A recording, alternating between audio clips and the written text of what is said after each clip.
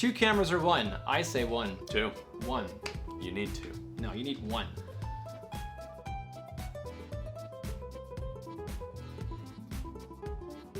What's up, everybody? My name's Steven. My name is Janica, and this is Too Lazy for Google. On today's episode, we're going to answer the age-old question, do you need to have 2 cameras in your kit, or can you get by with just 1? So this is a channel for everyone who loves photography, videography, droning, and tech. So if that's you, and you like what you see, please like and subscribe below. Exactly. So it's 2019 with about 7 days, no, only 5 days left now. 5 days left. That's Almost right. in 2020. So as you look ahead to the new year, do you need to have that second camera in your kit? I personally just got a second camera. I got the Sony A7III. And I am loving having 2 cameras. There is such a weight lifted off your shoulders when you show up for an event and you have 2 cameras. And not that one ever broke down on me, but just in case, I know I have a backup that's not my cell phone. Yeah, I mean, it's good to have a second camera in your kit, obviously. I mean, the pros of it being if a camera dies, you have that secondary backup goalie option you can go to. If you want to have your camera set up for, say, a different viewpoint, if you want to do a time lapse, my only argument is that will you find yourself using both cameras? Yeah, so that was my main argument as well before I got a second camera. But what I found I was doing when I was doing these weddings was I was taking up a lot of time switching between prime lenses, you know? Yeah. And so now I have one prime lens on my A7III, and I have a different prime lens on my A6300 on my gimbal. And now I don't have to worry about taking it off my gimbal or whatnot. I don't have to worry about switching out prime lenses. I could just point and shoot. Yeah, that's true too. Now, the opposite spectrum argument being is that, you know, you can Money. invest, well, yeah, money. So, for example, you can invest in the camera body, which is great, but the camera body is not the lens. Yeah. So, I mean, you can go into multiple lenses. And then there's the other question too, is that we're now moving really quickly in 2020 towards full frame cameras, which you now have. And there's going to be quite the updates as well. Like the A7III pictures have been leaked about that. Yeah. The S1 is changing the game up as well. Nice camera. What Steven said earlier is very true. You know, it's not just about the camera body, it's about the lenses too. There's no point in grabbing a body and not having the right lenses to go for it. So the S1 will have many more lenses coming up in this year. But also, you know, don't go bursting the bank on a camera body if you don't have the lenses to put on it as well. I agree. When you think about Micro Four Thirds, which I predominantly shoot on being a Lumix GH5 user, and then I'm like, well, if I want to go into a full frame series to go obviously to a camera upgrade from the GH5, I would think, well, S1.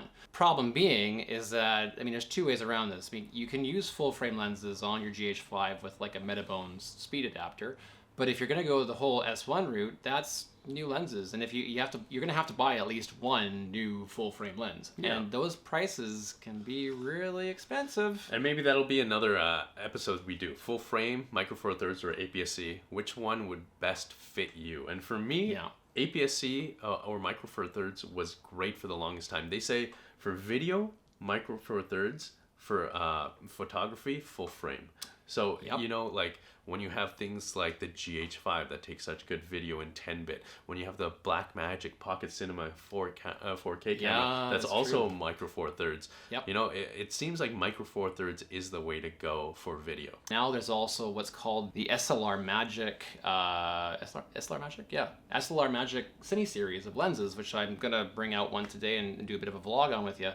And you can now get Cine lenses in the Micro Four Thirds series, which were only before full frame lenses. And why we're talking about this is that if you do decide to get a second body, you don't need to break the bank on a full frame. That's you know? true. I mean, like today, I picked up our new little light friend back there. We have a little Aputure light here that has an RGB setting on it, which is the most amazing light that we'll link below in the description.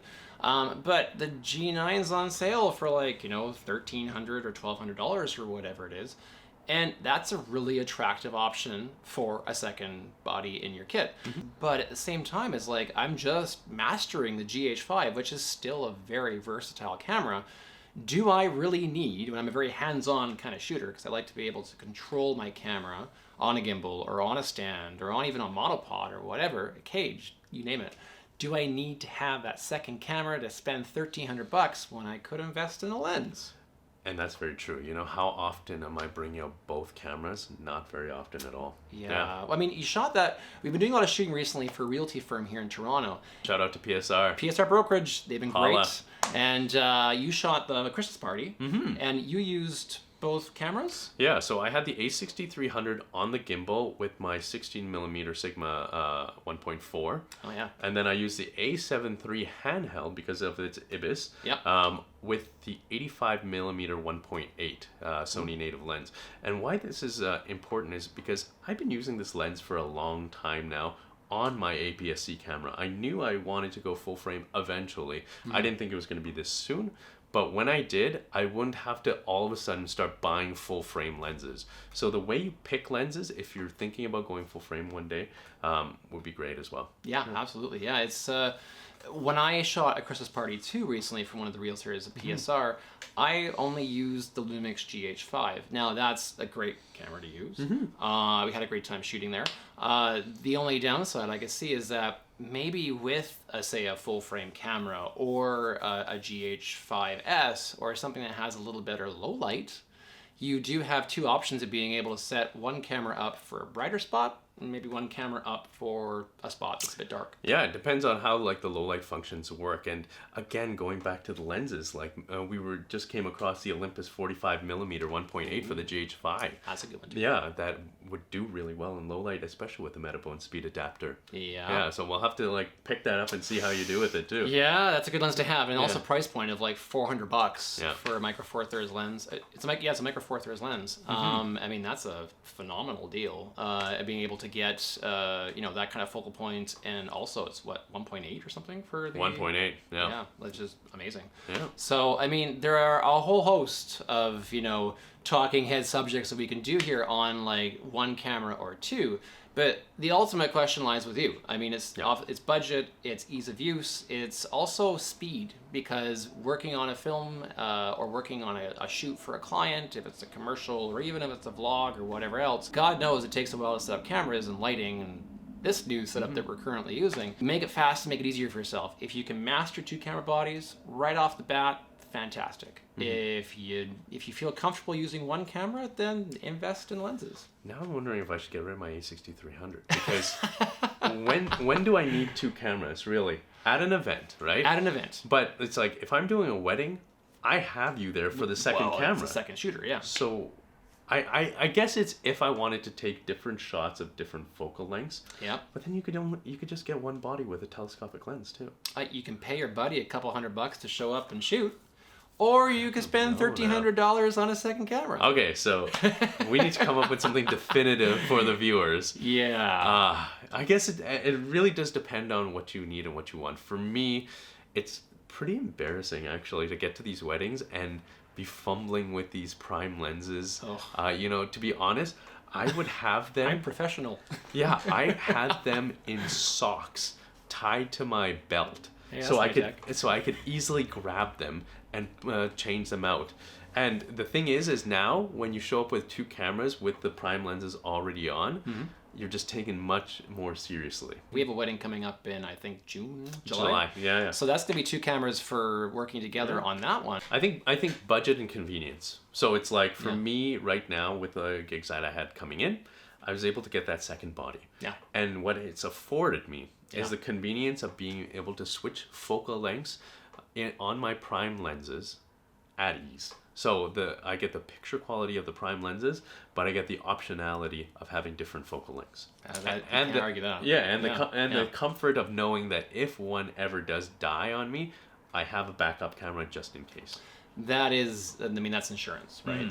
That's why I would do an upgrade to a G9. And the other question too, this is like the other elephant in the room, and not to make this video ridiculously long. Yeah. Do you stay with the same camera type, being a Lumix, or do you pop a different, flavor into the cereal, so to say, and go with a Sony? So Steven has seen my A7III and has loved the footage that comes out of it lately. Pretty nice. And so the question is does he get another, say, GH5S, an S1 or S1H, or does he go with a Sony A7III? But the thing is again, we talked about it's not just about the body, it's about the lenses too. Yeah. And now you're buying full frame lenses. All of a sudden that starts adding up more. Yeah, so like to quickly summarize, reasons why you wouldn't need a second body. A, you shoot with your buddy. So your buddy already has a second camera or a third buddy. In one case, when we shot recently a concert for a piano duo, we had 3 photographers or videographers on site. If you have somebody else with the camera, you don't need it. If you want to stick around with the ease of use of one camera only, the fast setup, being able to master prime lenses, stay with one camera. If you are on a budget and you don't want to be able to spend, or you're not able to spend that extra $1,500 to $2,000, $3,000, $4,000, God knows what, stay with one camera. If you have only room in your case for one camera, stay with one camera. Yeah, the convenience. Really the convenience of it, but the one thing I would say, and this goes to upgrading gear in general, don't upgrade your gear until you've fully maxed out what you have already. Yeah, that's true. Yeah. I pushed it to the limits, and now that I'm using my Sony A7 III, Steven asked me like, oh, is it mind-blowing? It's not really that mind-blowing. I just imagine the cleanest shots I ever got with my A6300 is what my A7 III does now all the time consistently. But I was able to push that A6300 to that level that all of a sudden I was getting the picture quality of an A7 III, but for half the price. Yeah. And now that I know of the limitations of the A6300, I use the A7 III to its full potential as well. Yeah. Yeah. Here's to 2019, and this is apple juice, so it's not what you think it is. Anyways, aside from that, tasty apple juice. Tasty. Scotland. It's well aged. It's a well aged apple 15 juice. 15-year apple juice. Yeah. Okay. That'd be something. If you have any comments or questions or how you run your kit, message us below. Yeah. Tell us what you like and what you don't like, what you think could be improved upon in our channel, or what you even like to shoot. Yeah. And if you're in Toronto, give us a message. Let's meet up. Let's go do some B-roll. And then we can make it like another B-roll challenge with other people who might want to do a B-roll challenge. Wow. Inter-YouTube B-roll challenge. Ooh. We're sending the message out. All right, guys, that's the Come challenge. get it. If you want to do it, if you want to get it, bring your come get game. it. I mean, like we could go big. We could actually offer gift cards to like a winner. Like, whoa. Yeah. How about that? You come on, we meet on with you guys, we shoot a video, and then you vote for who the winner is, and then you get a gift card, and then the winner of the B-roll shooting gets a gift card, and then the loser has to buy more apple juice. Oh, okay. Thank you very much, guys, for tuning in. It's been a great 2019. Yeah. Happy 2020. Wishing you all the best in the new year, and a safe and happy holiday season with your family. Awesome. Until next time, we will see you later. See you later. Bye.